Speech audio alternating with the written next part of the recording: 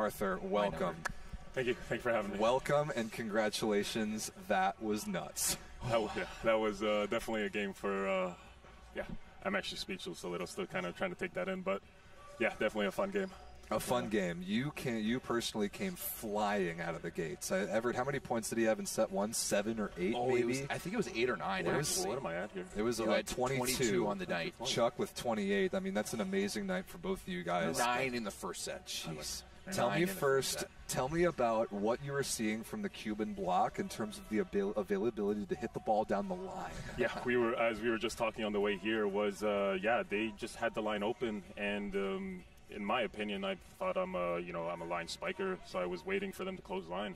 Didn't really happen. They just had the line open the whole time, so I was like, okay, let me just keep going after it, and I was really I just saw it, and then at the end, it was saying at the 5th set, they actually did well and closed it.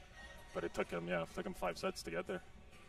What was the emotional response? Because that first set, you guys come out flat. You haven't played in 2 days. They've played every single day. Yeah. Did you kind of suspect that you guys would be coming out flat and that you'd have to weather that storm in the first set? I think it was a little bit in the back of our minds. It was in mine for sure, so I'm sure it was for others. And but we were almost in a good mental space. Thomas had us in kind of a good preparation. We were our morning trainings or even our trainings in the off day. They were very, calm and collected. We were very controlled. We weren't pushing.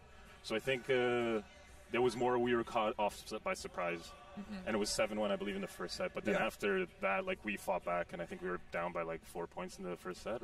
Yeah, and that's exactly what we were saying on the broadcast, is that there was going to be a pushback from you guys. Maybe it wasn't going to show up on the first set scoreboard, but it very much equalized the momentum for the rest of the match going in.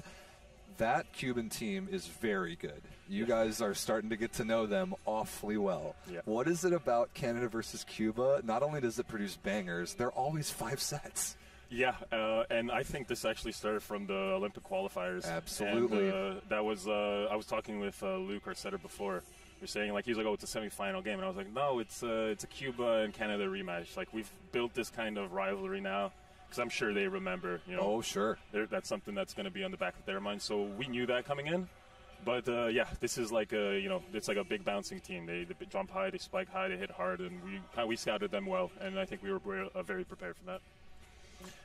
Luke. You're Arthur. I apologize. But that's a compliment. I'll take that. You've made that switch over from the middle to the right side. When this team, when the people saw this team in the Olympics, say you were in the middle. Yes. Last year at the World Championships, you were in the middle. How has that transition gone for you, and how has how hard has it been to transition from the middle to the right side? Yeah, it's definitely been a lot of work, just because also it was post-surgery transition work, so it was I got a little bit delayed in there. But I think I have to give credit to Grozer, George Grozer. I became best friends with him almost, and really? I think the first week I told him, listen, I'm going to ask you questions, I want to talk to you, let me know, help me out here, I'll ask you questions, you talk to me, and we were just bouncing ideas, and every time he hit a shot, I would be okay, and I basically studied from him, and there was no, rivalry between us. It was he was I knew he was the first opposite, and if he wasn't playing well, I was ready to come in, and, obviously I wanted to fight for the starting spot too, but it was it was an understanding that we had with each other, which was really great because he helped me so much. It was now it's almost easier the game because he opened it up. Well, you did have that 5 or 6 game stretch this year for Monza where you were starting consistently and dropping a consistent 20 points. You're averaging 20 points within that stand. It's crazy that Grozer is the first person to go to. But literally, it was because of him. Where it was he was sitting on the bench, and there were times where even during the match, I would look to him and I'd be like, "Hey, what do you think?" And we would be talking. And it was a very interesting. It's so cool to hear that. That's very awesome. interesting. Yeah. Especially since Grozer is going to be going to Arcus this year, and now Jordan Canham. Have you put in a good word yet with Grozer? Been yo, this Canham, great dude. I do the same thing. Right now, I just found out he's going there, so I had no idea he was going there. Oh, really? Yeah. Okay. But I spoke also to Canham, and said the exact same thing with George. I'm if you have anything you want to talk to me about, let's bounce ideas off. Let's help each other. That's how it's for Canada, right? We're trying to make Canada better. We're trying to make our sport grow. So for you, sorry, Arthur, but you're now you are now the go-to guy on the right side. How does that change with your mentality when approaching a different game? That you're going to play a massive role in each and every time you step on the court. I don't know how to give an okay answer here.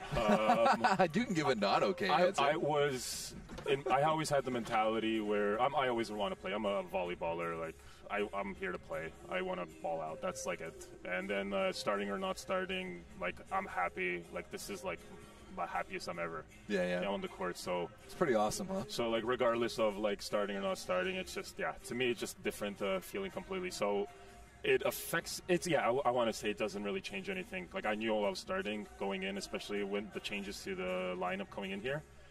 I would say it didn't change anything, probably, which is a. Talk to me about your relationship with Luke Kerr, because we've done our best to tell your story and your comeback from injury and your position switch. We've also done our best to tell Luke's story, which is a ridiculous one. All of a sudden, kind of finding himself as the starting setter for Team Canada, and there is connection to be built there.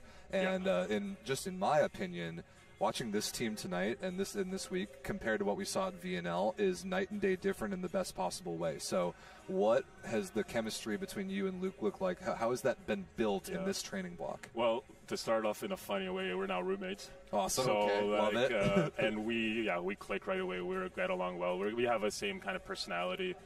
So off the court, we're bros, basically. Like, we clicked right away. And I'll be honest, I haven't heard of Luke before this year.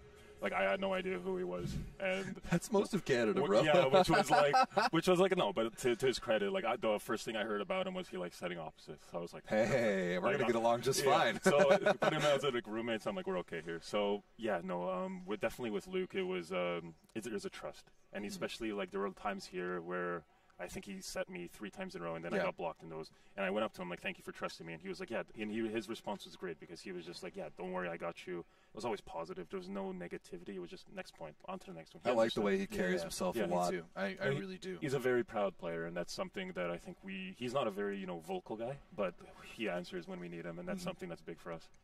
Now, Arthur, how much confidence does this give you guys moving forward with the rest of the year? You have another big tournament in a few weeks, starting in October. A big game tomorrow still. A big game, absolutely a big game tomorrow. Yep. But the larger picture for this summer is definitely the Olympic qualification tournament in the beginning of October. How much confidence does that give you that you guys can win a battle like that against a really good Cuban team tonight? For sure, quite a few. And this was kind of our first real match together with this the new squad now. Really? Because we played with Mexico and Dominican. It was different level of volleyball. Definitely. But you don't even consider anything at VNL? Like this is the first.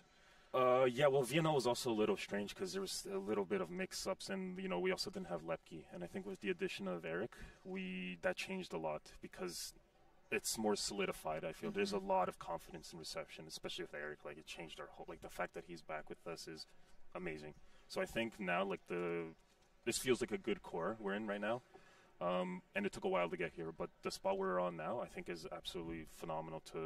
Looking forward to the qualifiers, and I think exactly if we play how we played today, we understand the little things we do. We understand, okay, there's this, we have to fix this, but if it looks like we're heading in the direction, and I think it all feels like we're heading in the right direction. I completely agree. I mean, you were on the roster kind of leading up to this, like in the bubble, at the Olympics, all of that stuff.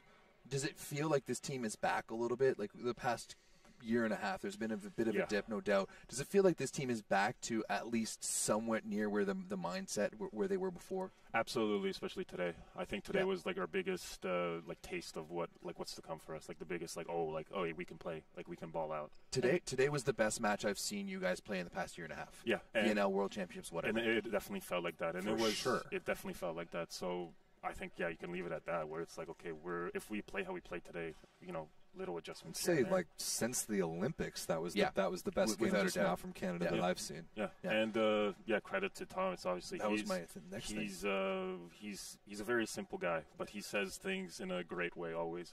And there was a moment, I can't recall what he said exactly in the pregame speech, but there was a moment where he said something, and I looked around, and every single person nodded their head, and it was like a weird camaraderie thing. And it was awesome because it was like, wow, like we're in this together, Looking forward to tomorrow, Team USA. You're going to be playing Team USA at home here. What kind of opportunity do you guys see that as? For sure, great opportunity, only in the fact where it's, these are the top guys. And if we want to play in the Olympics, if we want to qualify for the Olympics, you have to have the mentality where, we got to beat every team. It's not like, oh, it's the States, we're at home. Okay, sure. But at the end of the day, we've been to the Olympics. We want to go to the Olympics again. You have to play like an Olympic team. So at the end of the day, everyone's just another team. There's another team on the other side of the court, no matter who it is, and just, you got to kind of go after it. That was approaching an Olympic level performance tonight. I felt that. Yeah, I felt that even for both teams, like Cuba, like we've been saying all week, they're going to be a problem for people in their pool. Yep. Like they've got, who do they got? They got Brazil, who they already beat once this year. Italy, Iran, Italy, Ukraine, Germany, Italy is a tough Czechia, matchup for Qatar. them in particular, but like they can beat Iran, Ukraine, Germany, Czechia, Qatar. And you see the addition of the new setter now too. Yes. It changed, that was the first thing we said. And the coach. Yeah. I think that from whatever and I saw at VNL, the coaching difference and just that team's vibe is completely different. So I want to give huge credit to both of your teams just now for playing Olympic level volleyball from two NORCECA teams. It would be great to see both of you qualify. It really absolutely. would. Yeah, no, it's always great volleyball with Cuba.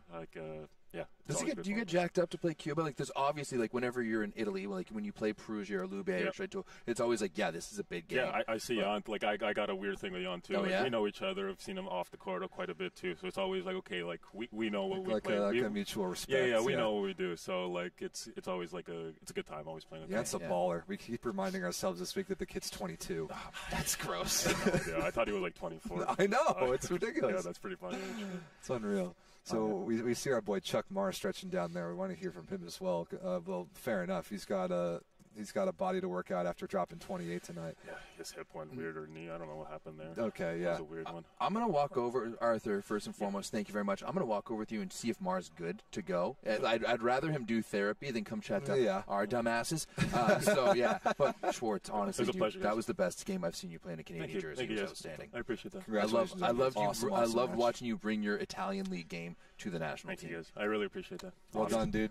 We appreciate it a lot. Rob, hold the